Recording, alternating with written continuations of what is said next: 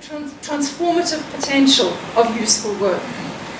In a sense, the community work program is unlocking what one could call a dead asset in poor communities.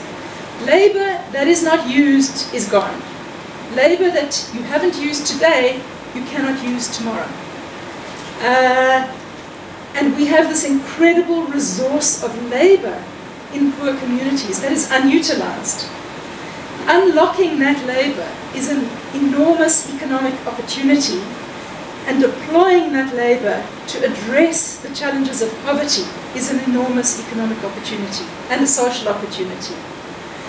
The necessary ingredients for unlocking this unused resource is the labor itself, which is unlocked by giving it a value. And partly giving it a value is through the wages paid, yes, but it's also the social value that derives from useful work.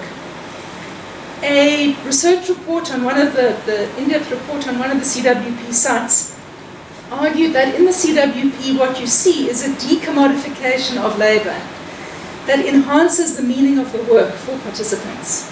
That the fact that the community values the work adds to the value experienced by those who are delivering that outcome.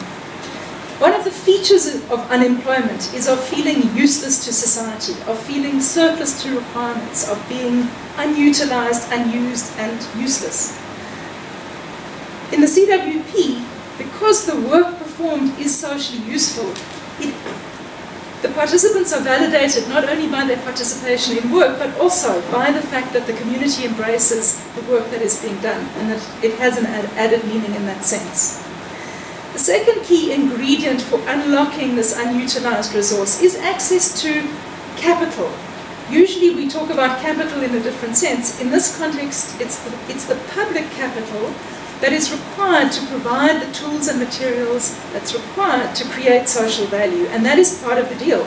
In CWP, yes, 65% of the costs go to labor, but the balance of costs can go to tools and materials. And those tools and materials relate to whatever work the community has decided is valuable.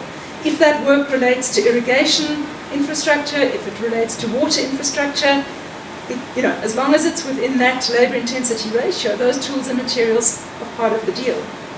The final ingredient that enables us to unlock this power of labor is the enabling framework for action. Because CWP brings with it a mandate both from government but also from the local community to tackle local problems. It creates an enabling environment that gives a social sanction to say, we have a problem of the cattle trampling in the spring. We need to protect the drinking water from the cattle. We need to create a solution. It creates an enabling environment to tackle those kinds of very local issues that often go under the radar of the IDP or local government. In the process, it's unlocking new forms of agency and capability at the level of communities as well as amongst participants. What I would call the antithesis of dependency. At the same time, it creates a new development instrument for government. In sum, this creates a mechanism of matching the creation of work with outputs that contribute to ending poverty. It's a win-win solution in that sense, if you like. In the hands of communities, labor is a powerful instrument in the fight against poverty. Already the role of water, the need for water, the lack of access to water is a recurrent issue within existing areas of work, sometimes direct, sometimes indirect.